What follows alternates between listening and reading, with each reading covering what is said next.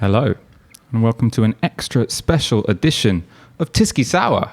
This evening we are joined by the Shadow Secretary of State for Business, Energy and Industrial Strategy and candidate to be the next leader of the Labour Party. Rebecca Long-Bailey, thank you for joining us this evening. Thanks for having me. You're the first of the leadership candidates to join us in Novara Media Studio, so a big thank you for that. Always starts first, you see. Yes, it's good principle in politics. Yeah. I'm also joined by Bastani, co-founder of Novara Media. And before we get into this, go down what we've started doing. We want as many people watching this as possible. So go to the description. There's a tweet. Retweet that, and that will get more people here. Throughout the show, we'll be taking your comments and questions on the hashtag TiskySour on Twitter. I've already collected a bunch of yours from today. Let's get to business. Rebecca, you're a little behind in CLP nominations at the moment. I mean, more than a little. Starmer's got twice as many as you at the moment. That's got some people worried on the left that this could be a bit of a coronation, that Starmer is coasting. What's your plan to turn that around? Well, we didn't have a campaign ready to go when we lost the general election because I think a lot of us were devastated at what had happened, and it took a while to come to terms, to analyse the reasons for the defeat, and also to reiterate that what we'd believed in for the last 5 years shouldn't be ripped up into shreds. It was possible, and we should fight for it, and that's why I decided to stand to become the leader of the party. And we've got the campaign on the road now, and we're winning more and more support. And as the campaign progresses, what I hope will happen is that it becomes a battle of ideas where we talk about policies rather than vague rhetoric and triangulating around values, and really get to the nitty-gritty of what our members want to talk about. So I've talked already about a democratic revolution, I've talked about our green industrial revolution, and I've talked about the messaging that I think needs to run through the next Labour Party campaign that will tie all of those messages together. And do you think that's going to be enough to catch up with Keir? And I suppose another way of putting that is, why should people vote for you and not Keir Starmer? How are you going to get that across, that you are the person who should be the next leader of the Labour Party? Well, there's two things that the leader of the Labour Party has to have. And first is that they need to be electable. They need to appeal to a broad section of society, whether you're from a low-income group or a medium or a high-income group, whether you're in the Red Wall or whether you're in London. So you have to have that broad appeal, and I certainly think that I've got that. I'm from the Red Wall itself, but I also recognise that there's no difference between somebody struggling in Blythe and there is somebody struggling in Brixton, and we've got to make sure that we're offering a message that raises up their aspirations collectively. The second thing that a leader needs to have is that it's not enough to just put on a suit and walk into Downing Street and think that you're going to be the next Prime Minister. To get there, you have to have a vision, and you've got to have the ability to articulate that vision so that your community understands what their future's going to look like. And it certainly seems that over the last 10 years, politics has been devoid of hope. We've not offered that vision of the future, and that's the only time we've ever won elections in the Labour Party, when we've said what the jobs of our children and grandchildren are going to look like, what our quality of life is going to be, and we've never really impressed that we are the party that ensures that with every passing generation, life will be better. I suppose the problem would be, or the challenge would be, that what you've just said, apart from being from the Red Wall, the other candidates could say. So how are you going to create that clear dividing line between yourself and the others?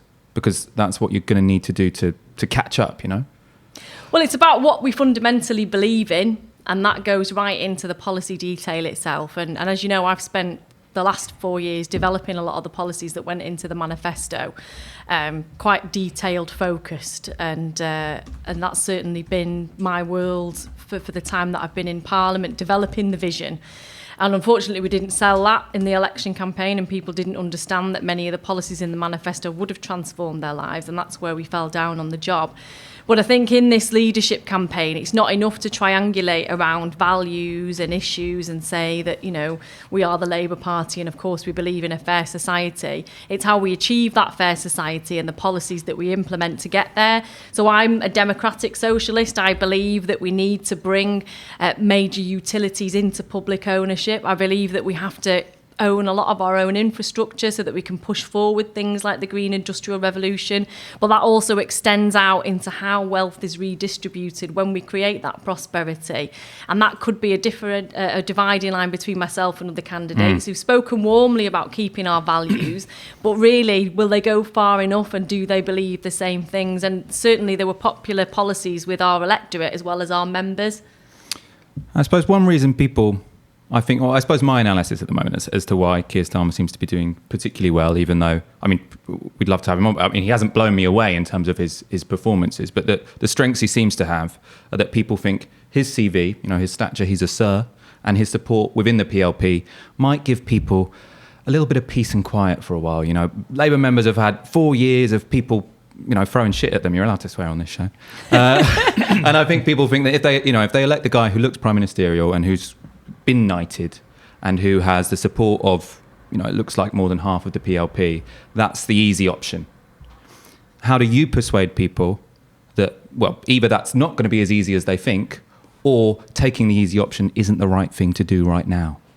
Well, it certainly isn't the easy option, and members shouldn't be lulled into that way of thinking, because what we believe in is what we should fight for. We're a movement that was built on struggles, whether it was fighting for the weekend, whether it was the Equal Pay Act, whether it was the right to vote. Nothing happened easily. We fought for that, and we stand on the shoulders of giants who put their own livelihoods at risk to be able to achieve what we have.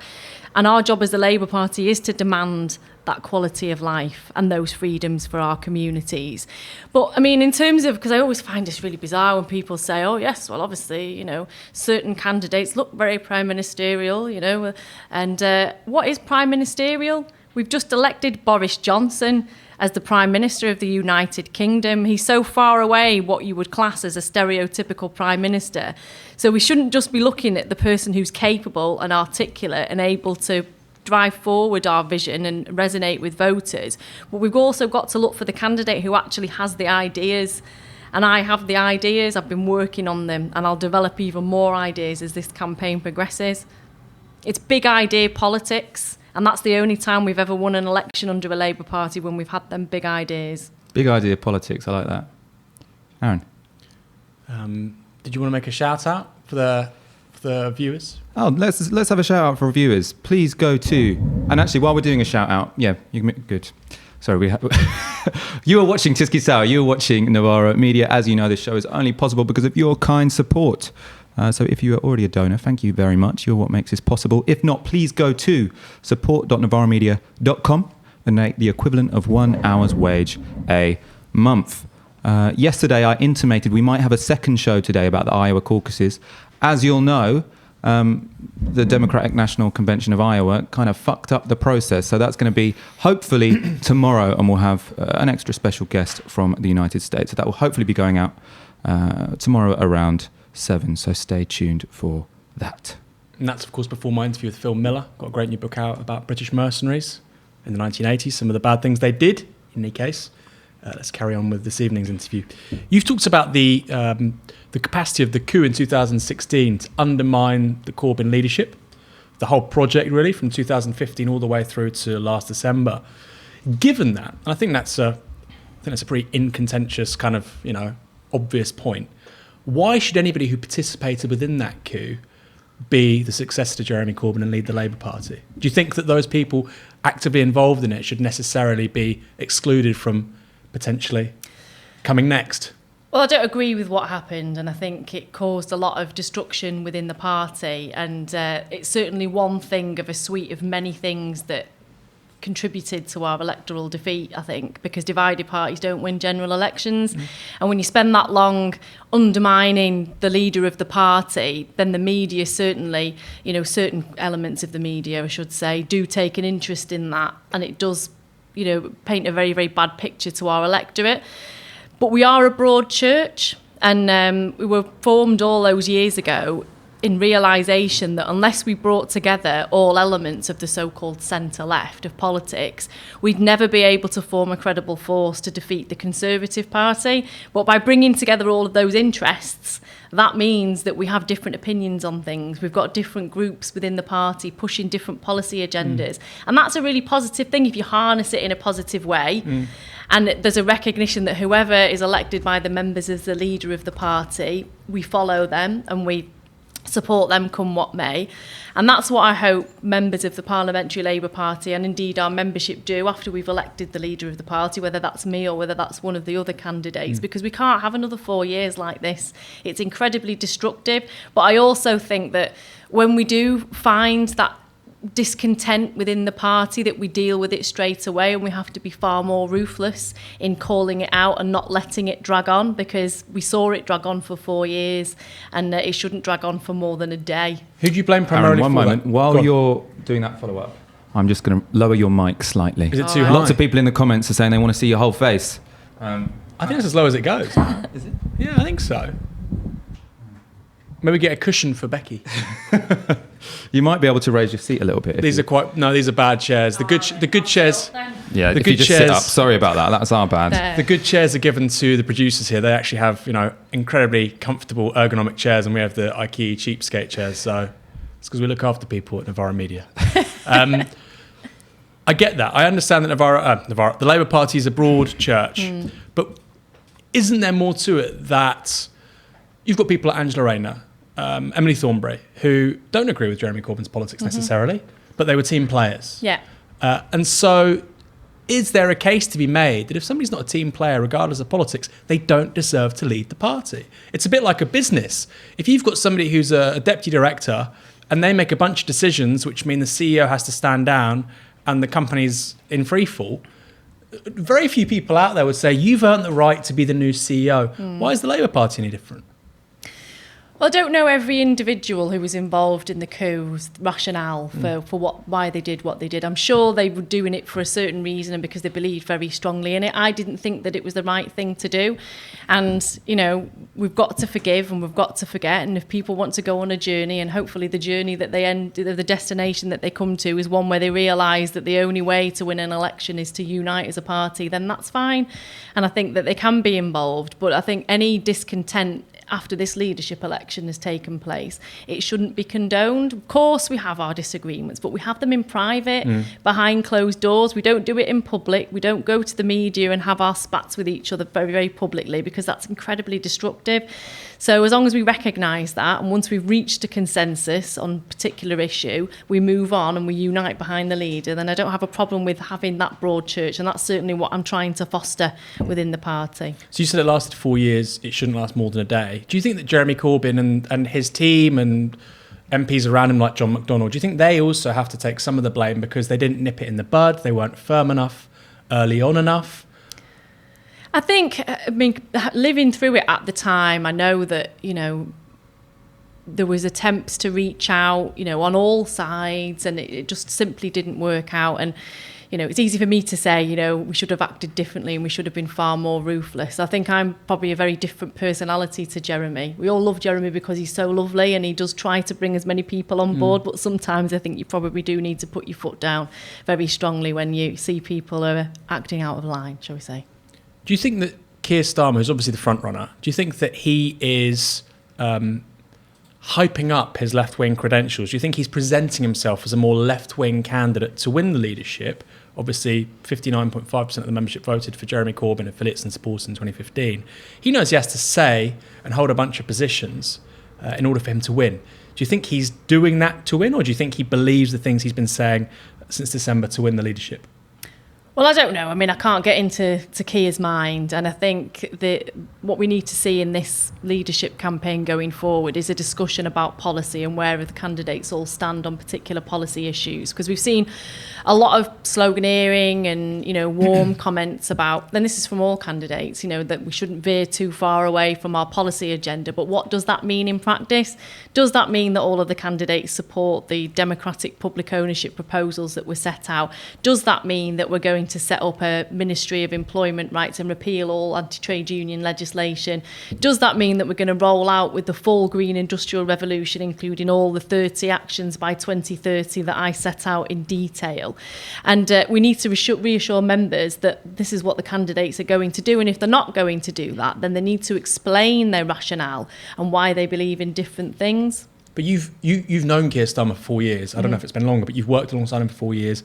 You've worked alongside Lisa Nandy in the same, parliamentary party. There's only a couple of hundred of you. You all obviously get a decent working knowledge of one another. Do they strike you right now as articulating the same politics as they did over the previous 4 years? Or has there been a sudden shift? I don't think we've ever got to the level of detail. I certainly haven't, in understanding where the other candidates stand on things, but certainly we draw a lot from who they've associated with and which groups they've been involved in their time in Parliament. So I joined the Socialist campaign group on one of the first days of becoming an MP, because I knew that that's where my politics lay, and I knew that I'd be speaking to people with like minds, whereas other candidates obviously spoke to different groups, and that showed a bit more where their politics was. Now, that's not to say that they've not all been on a journey and, you know, reached the socialist conclusion that I reached far earlier than they did, but we'll only know that when they outline in detail what their policy platform's going to be. It's not enough to say, let's stick to our values and we want a fair society. How do we achieve that fair society? Because our method of delivery could be very, very different.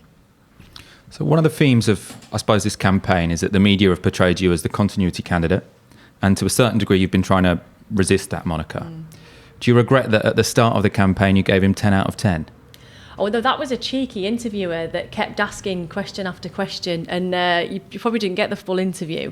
And he was asking me what I thought of Jeremy, and I love Jeremy. I think he's such a kind person, and one of the reasons that I supported him when he became, you know, went for his leadership campaign all those years ago was A, I knew he had the same politics as me and we believed in the same things, and B, I thought he was, you know, we hadn't seen anything like him in politics before, and I thought it was such a refreshing change to get a kind, honest man, you know, leading our party and potentially becoming Prime Minister. So the guy who was asking me the questions kept asking me this, and I kept giving that answer that I've just given to you, and he said, you've got to mark him out of 10, you've got to mark him out of 10. I was like, oh, well, I love Jeremy, 10. But, you know, the reality is that we lost the general election quite dramatically, and you know, it was a Brexit election, and that did devastate us, particularly in many of our heartland seats. But there were other things where we'd lost trust on.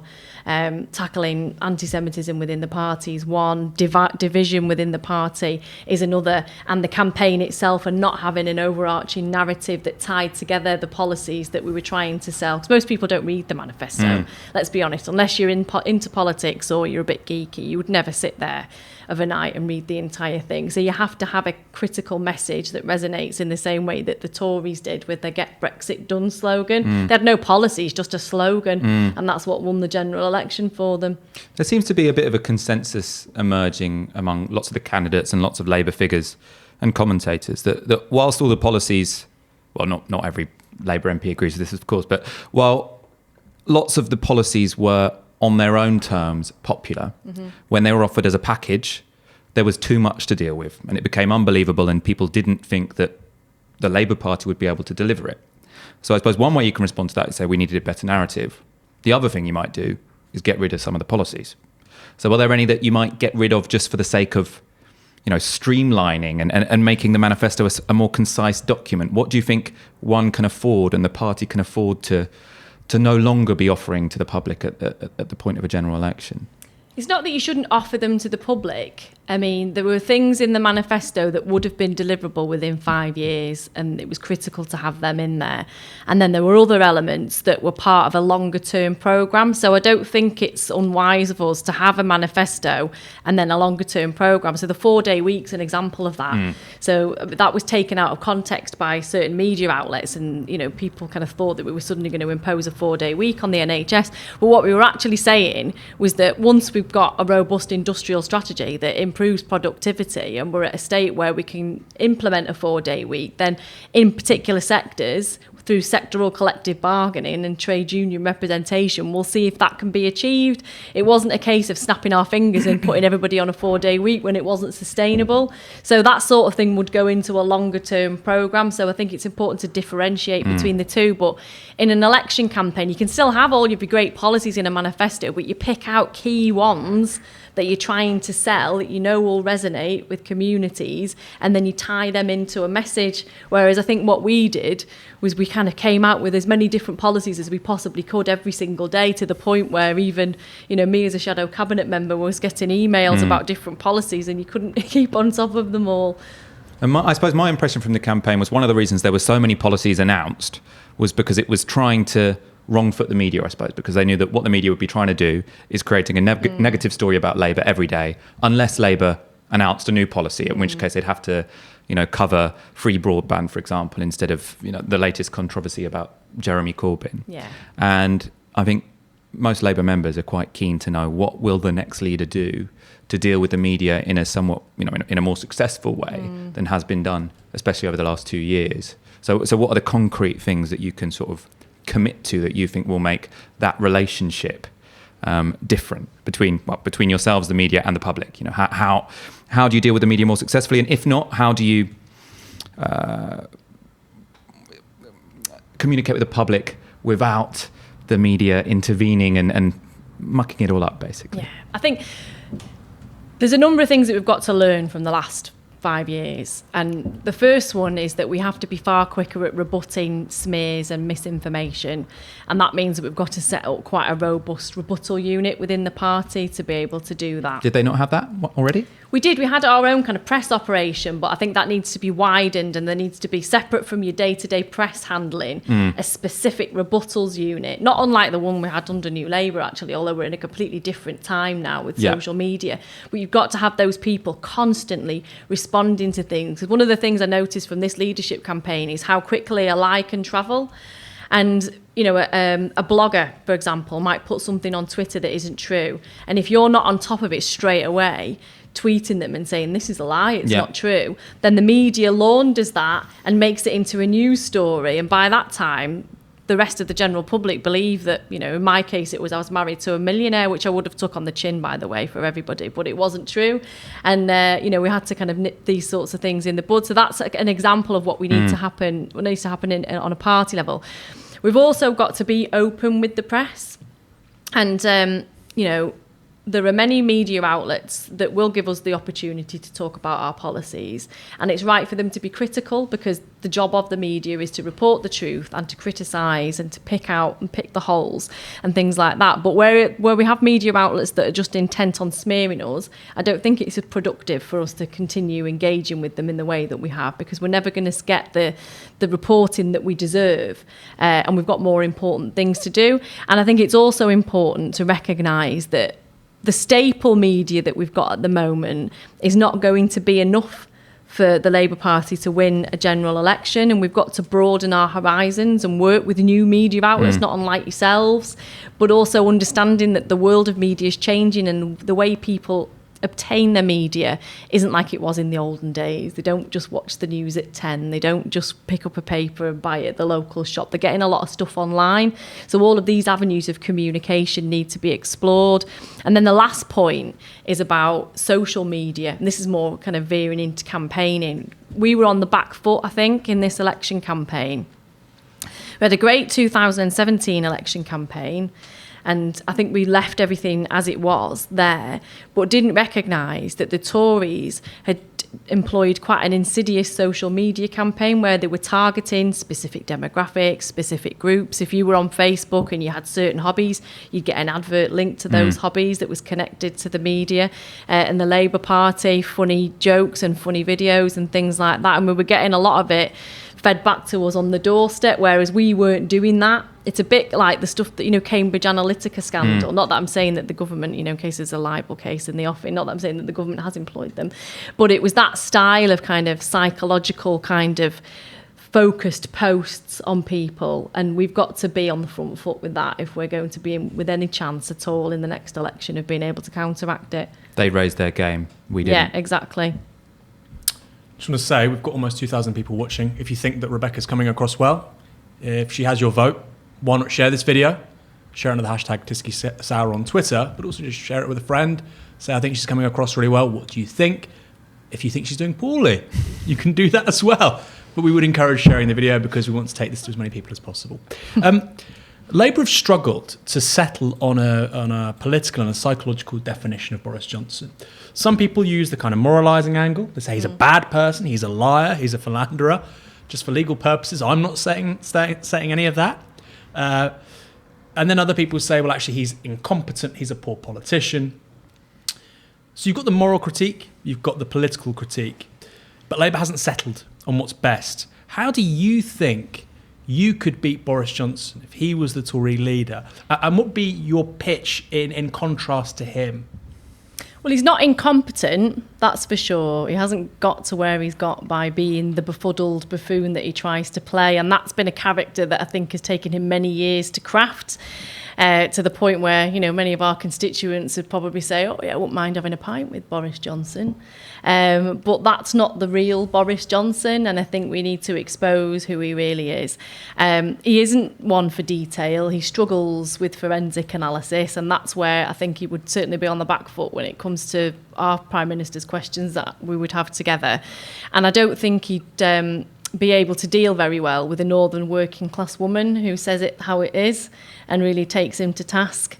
Now, in terms of how we counteract Boris Johnson, what I think we don't do is try to employ quite a negative campaign, because if our campaign is all about how bad Boris is, which is what we tried to do in the last general election, we're not going to win hearts and minds, because people are sick of that kind of politics. They want vision. They want to see what we're going to offer them over the next 5 years. They want to see how we're going to rebuild their communities and invest in areas that have been neglected for decades.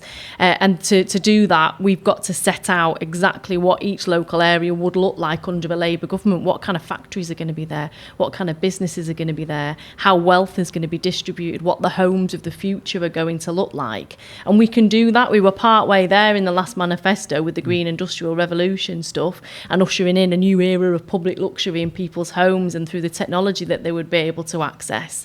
But we can go further than that now. Do you think Brexit will still be an issue in 2024? I think it will still be an issue in terms of the repercussions of the trade deal that Boris Johnson manages to secure with the European Union. But what I think, and this is really imperative for the Labour Party to do, is that we can't spend the next 4 years waiting to say, I told you so to our constituents. We've got to be setting out a vision of Britain beyond Brexit and talking about our economic model and how we'll restructure the economy from the ground up so that it works for people and they do have control over their lives. So hopefully it won't be the issue that it once was, but it'll certainly be there in the background. Do you think it's possible, worst case scenario, that Brexit goes very poorly, which is very possible with the transition arrangement, and then the sort of liberal media whips itself into the exact same frenzy we've seen over the last 18 months, which is actually there's this huge public appetite to have a second referendum, and Labour goes into the 2024 election with the exact same thing. The Liberal Democrats, political opportunists, and that's what politics is all about, taking opportunities, would say, we will offer a referendum to rejoin the EU in 2024. I can almost see this happening. And Labour would be in a very difficult position there. Do you think as a candidate, you would be able to navigate that issue better than your rival frontrunner Keir Starmer, simply because he tied himself to that project much more than you did ahead of the last general election? I think it would be disastrous to go into the next general election saying that, and I totally agree that I think pressure will begin. It's already begun. There's a Rejoin EU campaign starting now. And that's not to say that many, many years from now there might be a public call and a push for us to explore that option. But 4 years from now is not the time to do that when we're trying to rebuild our economy, and I don't think our voters will thank us for it. We've seen what happened when we tried to take quite an ambiguous compromise position in the general election, and I think if we veer so far the other way, I think it would be equally as catastrophic. We'd never win back the Red Wall, we'd never win back Heartlands, and we certainly wouldn't win the seats that we need to win to get a Labour victory in a general election. Do you think the Tories, ahead of the last election, better understood the zeitgeist than Labour in terms of what Brexit meant for a lot of Labour Leave voters? Because, I mean, the arguments, they've become cliche, but they're no less true for it, about sovereignty, self-government. Historically, these are the meat and two veg of left-wing politics, and yet we've entirely abandoned that terrain, haven't we? Do you think that's because there was too much of an emphasis on London-based MPs, London-based policy making? Do you think that the party itself was too constrained by, for want of a better word, metropolitan concerns? Obviously, the metropolites out of London, Manchester, Newcastle, Glasgow, etc. But was that a limit, how London-centric Labour was going into the last election? It was difficult, and I'm not saying that I've got the answer as to how we could have resolved this, because I don't think we could have. if I'm honest. I knew the damage that it was going to do to our Leave constituencies, but equally I knew the damage that veering the other way would do to those very, very strong Remain constituencies. And the problem was that although we had the right idea and the best intentions to try and bring people together, there was no compromise that was going to satisfy anybody. And it just meant that Leave voters didn't trust us and Remain voters didn't trust us. And in terms of how we handled it, I think sometimes we confused our constituents because we had different voices going on the media and not following the party line and iterating their own views rather than the agreed position. But we also ended up tying ourselves in knots because when we promised a people's vote on the final deal, we were asked, well, if Labour got a deal, would you vote for Labour's deal? But our policy position was, well, we don't know. We'll have to see what the deal looks like. And that created confusion because a lot of people thought, well, if you'd got a deal, why would you not vote for your own deal? So it seemed a bit bizarre to people. And certainly when you were on the doorstep and you only had about 3 minutes to explain that whole position, it was a bit odd sometimes. Your initial pitch talked about progressive patriotism. Yeah. And that seemed an entirely explicable intervention to try and appeal to, people say socially conservative Labour voters. It's maybe not a useful term, but I think people know what the shorthand's referring to. Why have you stopped talking about progressive patriotism? Was it just a throwaway comment which people latched onto, or is it something you think that Labour needs to talk about further, but you haven't really had time to examine in public? I think we need to recognise the pride that people have in their communities, and it's right for us to celebrate that pride, that diversity, that solidarity, and try to ensure that, because pride can be a negative thing in many cases, and we've got a duty to make sure that that pride is turned into a positive thing, because the far right are exploiting the negatives on a daily basis, and the Brexit discussion whipped up a lot of that nasty divisive rhetoric. So our job as a party is to go in and say, look, it's all right to be proud of where you're from. I'm proud of being from Salford and living there. I'm proud that we're a diverse city that was built by immigrants. I'm proud that we created socialism, although many people might disagree with me with that, but I say we are the beginning of socialism in Salford. And, we should, really promote that. And the term progressive patriotism that I used before Christmas, perhaps it wasn't the best use of words, because the word patriotism can be loaded with negative connotations, and I accept that, but I don't really care what people want to call it. It's about understanding the pride of place and pride of community and turning that into an incredibly positive thing. First of all, if you've just come to Tiskisau for the first time to watch Rebecca Long-Bailey in conversation, make sure you don't miss a future show by subscribing to our YouTube channel and also clicking notifications. So every time we go live, you'll get a little update. We are now going to move on to the really geeky stuff, which I know like the lobby journalists and many of the Labour right like to pretend is completely irrelevant because it probably won't win an election because people don't care about the Labour Party rulebook. But many Labour members do, and I think we on Novara Media have always recognised that it's very significant in terms of what the party's future will look like. So I thought I'd start with open selections. Mm-hmm. So one commitment you've made that does distinguish you from the other two candidates. And I wanted to go in a bit of detail in terms of what that would look like in practice. Mm-hmm. So open selections in principle just means that before every election there'll be a chance for people to stand against the incumbent candidate. But what will that look like? Would it be a bit like American primaries where anyone can stand against the incumbent and then the whole community can vote? Or will it be a more conventional Labour Party process? I think we need to have a discussion within the party about it. I'm not suggesting that we have open primaries in the way that they do in America, where the whole community can vote for it, although we'll be open to having a discussion about it. But I think the first step is about removing the negative connotations that we have on the current process. So at the moment, we've got a trigger ballot process, and it was reformed to make it easier to trigger an MP. But in order to do so, branches and trade unions have to negatively campaign against that MP to start an open selection process. So that means if you've got anyone that's really talented and wants to rise up and potentially stand as a candidate, even if you get to that open selection after the trigger ballot has been triggered, they have to negatively campaign, and they're always going to be stigmatised as the one who tried to get rid of the MP, and that's really bad. Whereas if you have an open selection, basically means it's an open selection. If there are candidates who want to stand, they can. If they don't, they don't. If the members love their MP, they'll vote for their MP again. There's nothing to be concerned about. And if not, then they'll vote for the better option that's there based on talent. And I think we should trust our members to be able to do that. Now, on the other side of the coin, MPs particularly become concerned about open selection because they say that outside interests, those with lots of resources or power, might try to infiltrate constituencies and work in the background to push an open selection process and get their particular candidate elected. And that's always going to be a problem. You're always going to have people with money pushing certain individuals and all the rest of it. But we should trust our members. If a candidate is good, the members will pick them. If an MP is good, the candidates will reward them. But it encourages that close level of accountability between members and MPs. I mean, in terms of the money critique, there is also quite a simple response, which is that in the United States, they have a huge problem with sort of unrestrained influence of money in politics. And in the Labour Party, you could quite easily just say there's a maximum of $2,000 for any campaign. So the open selections commitment went down very well on my Twitter feed, almost universally. I suppose the one that was more controversial was the Board of Deputies pledges. Yeah. So obviously, I think everyone in the Labour Party will admit that the last 4 years didn't go particularly well, and it wasn't, the issue and the problem wasn't handled particularly effectively. But during this leadership election, the Board of Deputies, who's one of the representative bodies of the Jewish community, they put forward 10 pledges which they want the leadership candidates to sign up to.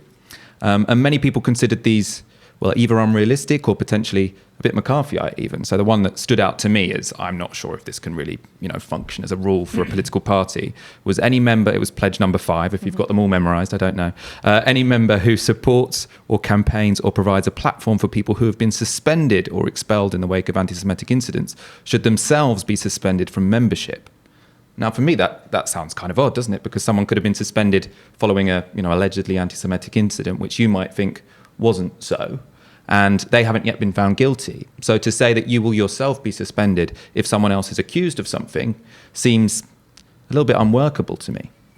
Well, that's why we've got to have a process that suspends and expels, that's robust and does so in a way that is very sure about the incident and the outcome and of the case itself. Now, I don't think, because you wouldn't even now, there's no MP or councillor or potential candidate who would knowingly stand on a platform with somebody who's been expelled from the party. You just wouldn't do it. Well, I suppose expelled makes total sense, but suspended seems a bit... Well, you're suspended for a very serious reason. You don't take, suspensions aren't given lightly. There's ambiguity about a particular case, and they should never be given lightly. And that's the point of having an independent legal process. And it's not just for anti-Semitism either. It should be for all forms of discrimination within the party. Because one of the issues that's certainly come up over the last few years is that, and this has been long term, it's been way before Jeremy was ever the leader of the party, is that we went from being a very small party, well, not that small, but smaller than where we are at the moment, to being a huge party of over 500,000 members, and we didn't have a process that was capable of dealing with that and being able to process complaints quickly. At the same time, we went from a party that did all of its campaigning and discussions within meetings to being one that did quite a lot of it on social media and online, and that exploded certainly over the last 10 years or so, which made complaints of that nature very difficult to deal with, particularly if you're trying to find out if the person who's committed an offence, if you like, find out whether they're actually a Labour Party member or they're not a Labour Party member, and the seriousness of that offence. So we needed to have a process that was fit for purpose, and that's why I signed up to the 10 pledges, because I agree we need an independent legal process. And of course we've got to have a serious detailed discussion about what that will look like, because it's got to be unbiased, free from any political interference, free from interference by any group, and it has to be properly and legally overseen. Right, final wonky internal question. You've backed Angela Rayner to be deputy leader. So many other people on the left, including John McDonnell, who you worked for the last 4 years, have backed Richard Bergen. Are your politics actually closer to Richard Bergen? I love Richard. I love Angela because she's one of my bestie friends, and we lived together when we were in London. And there's a lot of attempts to kind of differentiate our politics, really. And there are differences. I think Angela would probably say that I was more, to the left than she was. But the whole point of us standing together, it's not just because we're friends, it's because we know that we can't have a repeat of what's happened over the last 4 years. We've got to unite the party in its broad church entirety, and the two of us together, being able to work together, being slightly different, would send a very clear message to everyone that we can work together and we can achieve this. Whereas with Richard, our politics are very much the same, and I love Richard to pieces. So you thought it was wise to sort of have a more broad church candidacy with yourself and We've Rainer. got to. I think it's about celebrating the differences that we've got within the party, provided that everyone accepts the policy direction that I want to take forward as leader. Let's talk about some policy commitments that would again be sort of more public facing. You said in a Tribune piece you wrote pretty early on in their campaign that you, quote, as leader will never throw migrants or BAME communities under the bus. What does that mean in practice? It means, well, first of all, it means combating racism and being the party that stands out against the nasty divisive rhetoric that we see on the rise within our communities. And that means being a visible force within our communities and standing up against that threat. Secondly, it means, and this will come up in the Brexit debates going forward, about having a fair immigration system that's based on values and not targets, and standing up for the rights of immigrants, EU nationals, or whether from other places around the world here in Britain, and making sure that they're protected, because what we don't want to see is another Windrush scandal, and I think EU citizens and the way the government treats them could be another Windrush scandal. It's also about standing up for decent human moral values and adopting an understanding that we've got to adhere to our international obligations to look after refugees who've come from areas in the world where they're fleeing violence and war and famine and all of the rest of it. And it's also about having an immigration system that's fairer and more humane. So, I mean, I applaud the work that Diane's done, to try and push forward this issue. And I agree with the principles that we had in the manifesto to scrap, detention centres and things like that. Do you think Labour failed on that stuff a bit? Because I don't know last year, but in recent years, I think successful asylum applications has been in the high 30,000s. Somewhere like Sweden, 2015-16, I think took 90,000. Obviously, as a population, it's about the sixth size of the UK. So by any measure, we don't even need to talk about Germany, a huge country which took 1 million people in 2015. By any measure, Britain's not pulling its weight in terms of dealing with giving refugees asylum, as they've signed up to an international law, a bunch of conventions, etc., decades old. Do you think the left in Britain, particularly since Brexit, has decided not to talk about that stuff, to have a more technocratic debate, less sort of morally embedded debate around the European Union? Do you think we failed there? Because it strikes me as quite strange, surprising that somebody like Jeremy Corbyn, who became leader, the first demonstration he went on when he became leader was a refugee solidarity demonstration. In 2015, it was a huge issue, and it has died down a little bit since then. But it strikes me as something that Labour and the left in particular hasn't really talked about very much. Migrant solidarity. I mean, scrapping the detention centres. I think in the end, in the manifesto, it was only a couple, wasn't it? It wasn't all of them. And it seems to me like such an easy thing to talk about. Yeah, we would double the number of successful asylum applications, but it was never really coming up. Do you think that was a bit of a failure? We've never made the credible economic argument for immigration and asylum in this country. And the fact is that the numbers of migrants coming into the country is not having a detrimental effect on wages. It's not depressing wages. If you follow the work of, I think, is it the Oxford Migration Advisory Group or something of that nature, it's linked to Oxford University, and it periodically looks at the numbers of people coming into the country and its impact on wages. And it's negligible. And we need to be making that case and saying, look, the arguments that are being made about immigration just aren't true. And the fact is that if we didn't have people coming to this country, we wouldn't be able to function. Now, that's not to say that there aren't failings in the way the government is funding its education service and making sure that people who live here can access the jobs through the skills that they acquire.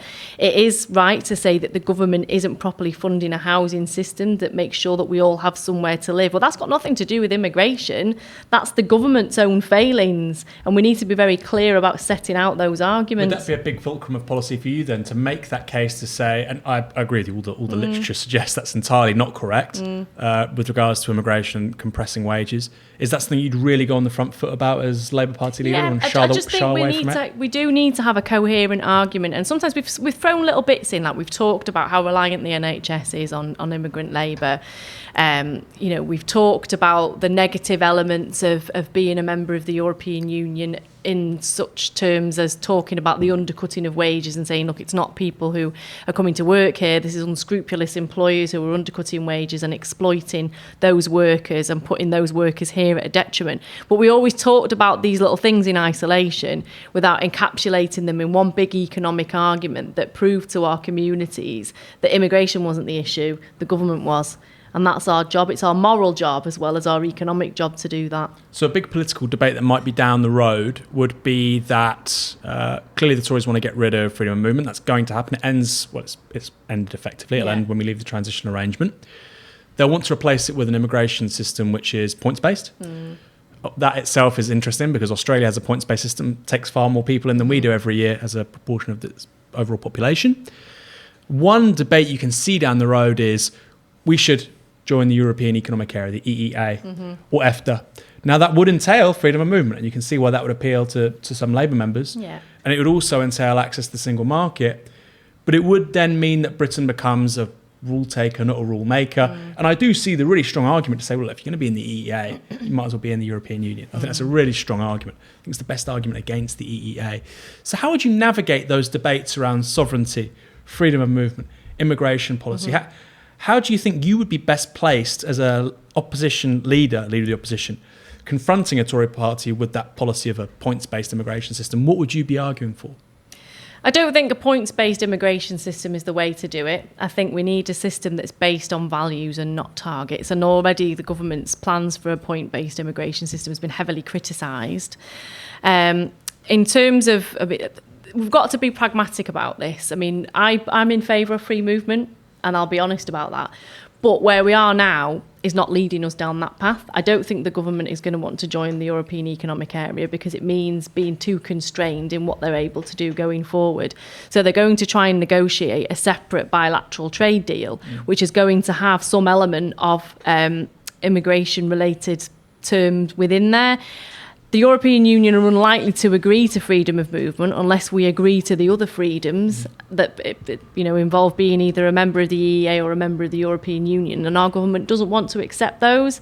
So our job as an opposition now is to recognise that that's probably the reality, but fight for as much fairness as we can get in that system that's developed going forward. And where would you see yourself standing ahead of 2024? Do you think it's a good idea for Britain to join the European Economic Area or the European Free Trade Area? I think it would depend on where we are at the time. It depends on the terms of the trade agreement that we get with the European Union, how long that would go for, whether it was time limited or not, etc., etc. So it's difficult for me to hypothetically say what we do. 5 years away. But I mean, I don't disagree with the position that we've had all along, is that we need to have a customs union and be part of that customs union. We need to have that close alignment.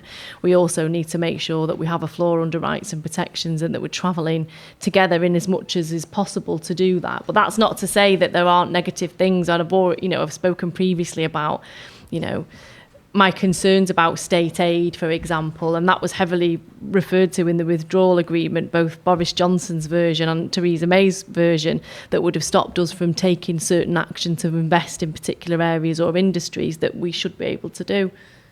I've got a few more policy questions. Whilst I'm asking those, and I'll keep them quite quick, we're going to collect some of your questions from the audience. So we'll take a couple of your questions, 2, 3, and then we're going to end on a very short quickfire round. First of all, so I suppose to mop up some key policy issues. You've implied you've taken drugs on a trip to Amsterdam. Implied, I know it's never been made completely explicit. Would you follow the Dutch and make drugs like cannabis legal? We do need to have a discussion, and a frank discussion in this country, about the war on drugs, because nobody's winning the war on drugs. It's as simple as that. I don't have all of the answers, and I think we need to assess the evidence. And there are a number of options that we could take, looking at an Amsterdam model, looking at models that they've adopted in the US. But we need to have those discussions, and we need to have them in detail. And we also need to look at the proper resourcing of policing to sit alongside that. Proportional representation. So I know you've said you'd have a House of Lords, which would be outside of London and elected by proportional representation. Yes. What about the first chamber? Because obviously it's going to be the House of Commons that remains the most powerful one. What are your thoughts about introducing proportional representation there? I think something that certainly we need to examine going forward, but if we think that just by veering towards proportional representation that we'll suddenly get a Labour government, I think that we're in for a bit of a shock, because I don't think that's what would happen. I also think that if the general election teaches us anything, it's really important to make sure that we have MPs that are rooted in their communities. So of course we can look at options that might be, a proportional voting system with that direct local connection, but that's my only concern about the system, is that, how easy would it be to have those MPs rooted in the constituencies and accountable to those local people in the way that we are at the moment? Whereas with the House of Lords being replaced by an elected Senate, I think we can be a bit freer to experiment in how proportional voting could work and how we could link it to communities. A question on climate change. So you've made this a big part of your pitch, and that you're the person who wrote the Green New Deal, and you're the person who can give, the Labour Party the most a bit of help, by ambitious policy going forward. You don't have to admit that now. You can admit that afterwards. Industrial experts and engineers as well. But of the three favourites in this race, you're the only one who abstained on expansion of Heathrow in 2018. So both Lisa Nandy and Keir Starmer voted against it. I didn't abstain, by the way. I wasn't there. So you just weren't there? No, I was at a meeting in my constituency. Were you paired or...? No, it was a free vote. It was a free vote. So there was no but I'm pairing against involved. the expansion. You're against by the way, expansion. Yeah. So if you became Labour leader, would Labour's policy be to oppose Heathrow expansion, to oppose any airport expansion? Yeah, I mean, unless they can meet the test, because we set out some very detailed tests, and one of them was about climate change and emissions. The other one was about the impact on local communities in the local area. One of the other ones was about, was the economic benefit going to be felt outside of where the airport was, so it reached into other regions? And there was a few other points as well that I can't remember off the top of my head. And it's important. We're not going to test you on every single point in the test. I can barely remember. We had 6 Brexit tests as well, and I can't even remember what they were anymore. But yeah, so it's important to assess them against those tests. And it's not to say that years from now that we'll suddenly have solved the conundrum in aviation and emissions that would be able to facilitate such expansions. But at the moment, that's not the case. And even leading scientists wrote a piece a few weeks ago now that stated that Heathrow particularly was not going to push us towards meeting our emissions targets. In fact, far from it. All right, let's get some of your questions. Carl Barks tweets on the hashtag Tysky Sour, I really want to know who RLB would have as Chancellor. Ooh, that's a good question. I can't tell you that. Have you promised anyone, but you don't want to announce it? I've not promised anyone, no. I mean, it's the most important job in the shadow cabinet, because the person who's Chancellor has to be capable. They're going to have a very detailed grasp of economics, and they've also got to agree with my take on economics and the direction that we want to go in. And there are a few people who fit that bill, but we'll see. Let's see what we got next. You can pick some questions as well while we're going, Aaron. I want to go on to the quickfire, but you're right. You're right. People have been watching a long time. We are finishing on time. That's true. Right. Oh. Gaza 957. Will RLB commit to strengthening fox hunting laws? I think we're just banning fox hunting, aren't we? Yeah. I thought it's not particularly. Any ideas about what we need to do to strengthen it? Then I'm open to ideas. Please ask about Scotland, as this is crucial going forward. That's from David Jamieson. So what's your position on Scottish independence? I suppose the question is always, if the SNP get a majority in 2021 and they are asking for permission from Westminster to have a second independence referendum, would the Labour Party under your leadership back that call? We can't stand in the way of a call by the Scottish Parliament to have an independence referendum, because we're a democratic party and it would be very wrong for us to do that. But I'd campaign for them to stay with the United Kingdom. But equally, we've got to understand the reasons as to why they might have support for that. And when devolution began, and this applies to Wales as well, the intention was that the powers that they got initially would be built upon. And that has happened slightly, but not to the extent that it should have done. And quite often, Scotland and Wales are seen as satellites to a Westminster Parliament that is the king, and they're at the bottom somewhere receiving handouts. Now, the question should always be not what extra powers Wales and Scotland want, but what is it they want to share? What powers don't they want? Presumably they'd want to work collaboratively on defence and on foreign policy and things like that, but there are other powers that they would want to very much have, so that they are as independent as possible while still being in the United Kingdom. And are you confident about because I can see why, I think as in terms of a moral position, it seems fairly uncontroversial to me that if the Scottish want to have a second independence referendum, then they should be allowed to have it. But I can also guarantee that the Conservatives over the next 5 years are going to use this kind of as a culture wars issue in a way, to sort of attack the Labour Party as wanting to break up the United Kingdom, as not being particularly patriotic, and as, offering another referendum. And do you want to have another election in 2024 about a referendum again? So there are some practical problems that come with that. What I think is a very, moral stance. How would you deal with those? Well, then it goes back to what we were talking about before, about pride in place. You can be proud of being from Scotland, but also be proud of being part of the United Kingdom. And it's defining that relationship so that people in Scotland feel able to do that, as well as people in England, if you like, being able to do that as well. And there's a couple of questions about trans rights, because this has come up, I think, in some of the debates and in some of the questions to you.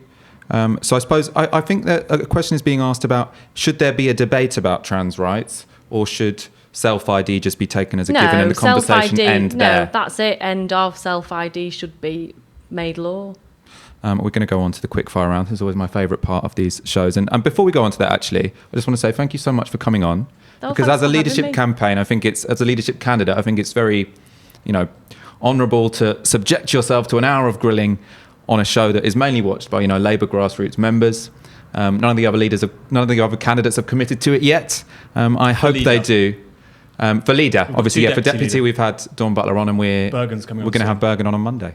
But little announcement for you there. But no, we appreciate it. And I'm sure Labour members will as well, because it is important that we get this chance to scrutinise you. Because, I think it's not said often enough. Once you get into power, there's not that much members can do to stop you doing what you want. I think as it currently stands, it's the PLP who have a lot more power to, undermine the direction a leader might go in. This is it. A lot of people have said, there wasn't the scrutiny there should have been on Jeremy Corbyn over the course of the two leadership elections. All these issues that later came up, whatever your views on them, whether it's anti-Semitism, whether it's his position on Trident, UK, wars abroad, etc. People say, well, those shortcomings, you might not think they're shortcomings, you might think they are, weren't exposed and discussed during the two leadership races. Well, the exact same people saying that aren't really trying to highlight the potential shortcomings of some of their favoured candidates. I think we've had a pretty rigorous interview with Rebecca tonight, and I don't think we've given her a light go of things. I think it's been pretty tough. And I think it's really important that the other leadership candidates put themselves forward for a similar process, and well ahead of the ballots dropping, by the way, because, like you say, we haven't got any recourse to holding people, not to account, but just asking who they are, what they stand for, where they want to go after the vote's done. And on that note, before we go to the quickfire questions, it's 2,218 of you watching. We've only got 820 thumbs up. A thumb doesn't cost you nothing. It's just like manners. So click the thumb button. Also, maybe subscribe and share this video. And also just help the algorithm with the thumbs up. Cost you nothing, like I say. Very much appreciated. Let's go to the quickfire questions. What's the last book you read?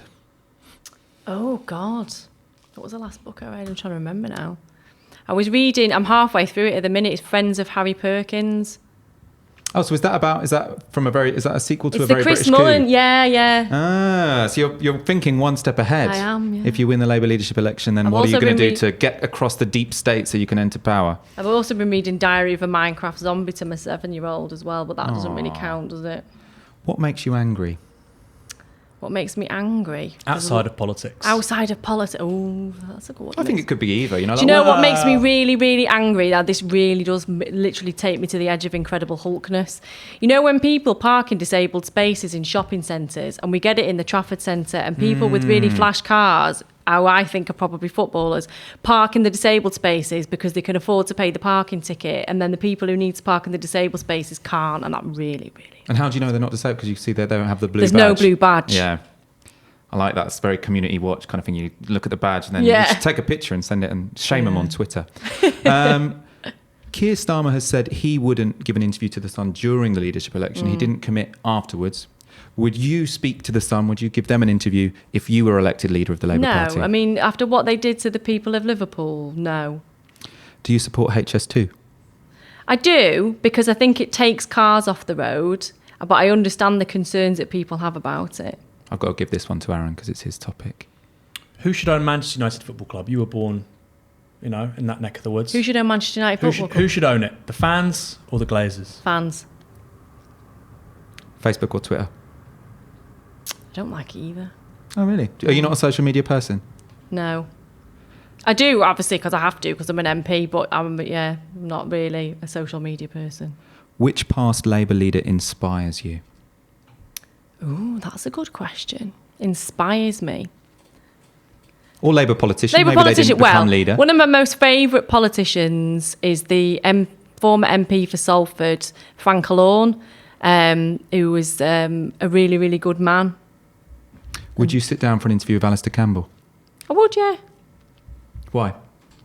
It was controversial when McDonnell did it, so it's I think he did a lot for the party. And years ago, his views, were very much kind of more left-wing than where they are at the moment. And it'd be interesting to have a discussion to see where he's travelled. I mean, I understand that many people go on that pragmatic journey and realise that they've got to change. But he did a lot for the party, and he was quite a good spin doctor. So picking his brains on that would be quite handy. Would you have him as a member? Would he be allowed to rejoin under your watch? You have to be nice to me first. Do you think the Iowa caucus was rigged?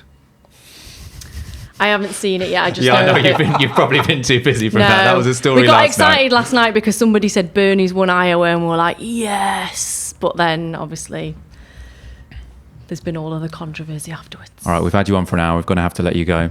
Again, thank you so much for coming on Tisky Sow this evening. We do really appreciate it, and we know that our audience and Labour members will too.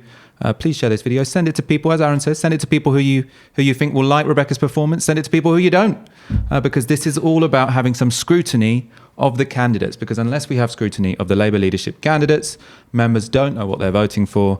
And right now, I'm kind of worried that our knowledge of who is standing and who wants to lead the party that has 600,000 members is fairly low. I don't think the scrutiny has been nearly as much as it should have been over the past 2 months. So please, if you are also standing to be Labour leader, you know who you are. There's only 3 more of you. Please come on Tisky Sour and subject yourself to an hour like Rebecca Long. Bailey, tomorrow, hopefully, we will have a show about the Iowa caucuses. And Aaron will also be hosting a show. We're having 2 shows tomorrow. We said we might go every day. We're going twice a day now. A show on... Split Shift. Describe your one. Phil Miller. We're talking about... it's a great book. It's called Keeny Meeny. It's named after a mercenary company called Keeny Meeny Services.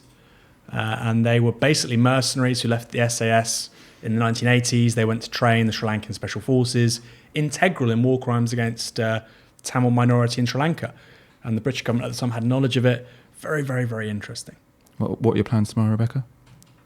I've no idea. I just know that I've got to be somewhere on the hour, every hour for the next 9 weeks. Your grid until person just tells you where to go and you have to follow. Can I ask one more thing? You've got remarkably good energy, it's exhausting. You had the general election and then you've had this, and like you say, you're doing things on an hourly basis. What's the secret? I don't know. I think I'm just powered by caffeine, but I need to get to a hairdresser because my roots are down there at the moment and I'm starting to look like I've been dragged through a hedge backwards. My mum's having words with me.